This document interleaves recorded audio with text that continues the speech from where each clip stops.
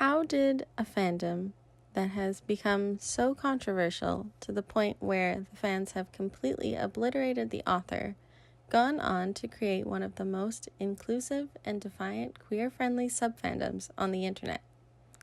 Ladies and gentlethems, let me introduce you to the Marauders fandom. With thousands of online fan-written texts, headcanons for characters that are only mentioned once canonically, and over 45 million videos on TikTok, how did this fandom even come to be? And why is it so popular?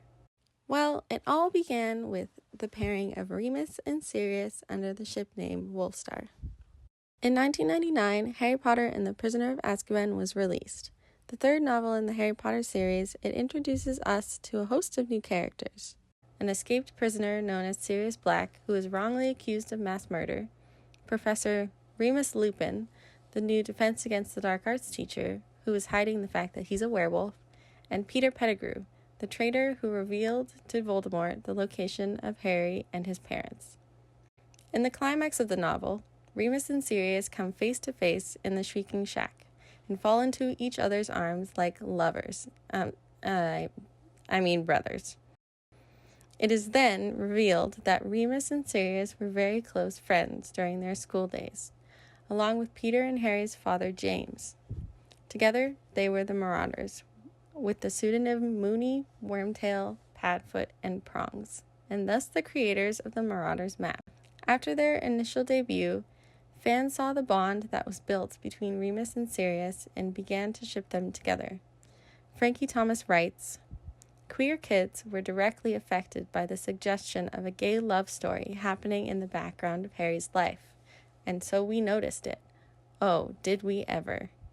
They particularly noticed Sirius and Remus's devotion to one another and how Sirius taught himself to turn into a large black dog in order to keep Remus company during full moons.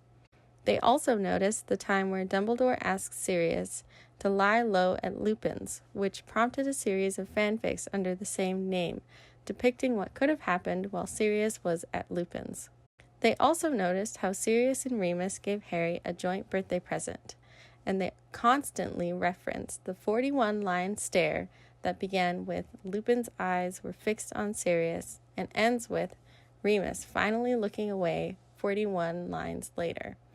A 7,800-word essay published by L. Wing Alcyone on LiveJournal in 2003 called The Case for R/S chronicles these textual moments within the novels and reads deeper to discover the possible subtext hidden within. Further, Remus and Sirius were the only queer Harry Potter ship that fans believed would actually become canon. L. Wing Alcyone even writes in their essay, "Why? Why has JKR left it so open-ended? She could have sunk this ship in a sentence. She didn't, and now the odds are that she won't." Joanne, of course, had other plans. Famously, Sirius dies in Harry Potter and the Order of the Pheonix, and a young witch named Nymphadora Tonks is introduced. Then, in the following book, promptly married off to Remus. To add the cherry on top, J.K. Rowling even stated in 2007 that the character of Remus Lupin's lycanthropy was a metaphor for HIV/AIDS, further queering the character. Depleted, but not defeated, fans wrote what they felt should have happened, which allowed for a full novelistic queering of Remus and Sirius that Joanne was never able to give. Over 800 stories occupied the internet, filling in the blanks and rewriting Remus and Sirius's stories. The most popular fics were Denial AUs, where Sirius returns from the dead or uses the veil to hop through parallel realities to reunite with Remus, and Raising Harry AUs, where Remus and Sirius save Harry from Voldemort and choose to raise him themselves. Fans continued to engage in creating Marauders content, sometimes disregarding Remadora or working around it by labeling Remus as bisexual. Eventually, Marauders-era stories that focused on their time at school became popular with young audiences. This was due to a rise in readership of a series of fics called the Shoebox Project. The 2012 Tumblr era began fan casting the Marauders characters, and it was agreed that Ben Barnes was Sirius, Andrew Garfield was Remus, Aaron Taylor Johnson was James, and Dane DeHaan was Peter, among others. Let's jump forward to 2020. and the fic that generated a Marauders fandom renaissance. All the Young Dudes, written by Miss King Bean 89 and named after the song by Mott the Hoople, began to gain popularity on TikTok during the pandemic. The fic was originally published in 2018 at 526,669 words, which is half the size of the Harry Potter novels altogether. All the Young Dudes centers around the Wolfstar pairing, but also chronicles the Marauders' time at Hogwarts up until just after the end of the First Wizarding War and Sirius's canonical death. The fic began with 100,000 hits on AO3, but skyrocketed to 4 million hits by the end of 2021. Fans have reviewed the fic on YouTube, rated it on Goodreads, and even started binding their own physical copies of the books. The hashtag AllTheYoungDudes on TikTok has up to 704 million views, with the subsequent hashtag at 45 million views. All the Young Dudes opened up more room for alternative possibilities within Marauders fanfiction by including characters that are only mentioned briefly in the canonical text. Characters such as Marlene McKinnon, Mary McDonald, and Regulus Black.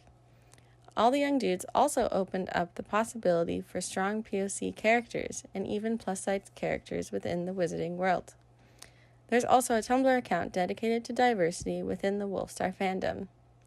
These characters offer a blank slate of possibilities due to the fact that they have little to no characterizations, and fans can decide who they want the characters to become. The most recent ship within the Marauders fandom is Regulus and James, known as Jegulus, two characters that would have most likely never spoken to each other in the text, but according to fans, fit perfectly together. The ship is explored in another popular Hunger Games AU called Crimson Rivers. More importantly, the popularity of All the Young Dudes, particularly among Gen Z, opened up a sort of queer utopia within the fandom, where individuals could explore these characters and contemplate their identity and gender expression. J.K. Rowling's anti-trans comments on Twitter turned the world of Harry Potter into an inherently unsafe space for LGBTQ+ individuals. The Marauders fandom then allows for these people to find themselves and write themselves into the wizarding world, thus recreating that safe space and healing those who found comfort in the text. Thomas writes, "The discovery that a text can contain more than the sum of its words, that a whole other story, a whole other world, may exist in the cracks and spaces between sentences, accessible to any reader paying the right kind of attention, it's a form of magic." Marauders fans found these moments of queerness in between the cracks of the Harry Potter world, and they then built their own world within it. It is a world where queer individuals are able to create the representation that older fans wished to see, and that is all thanks to our favorite gay dead wizards.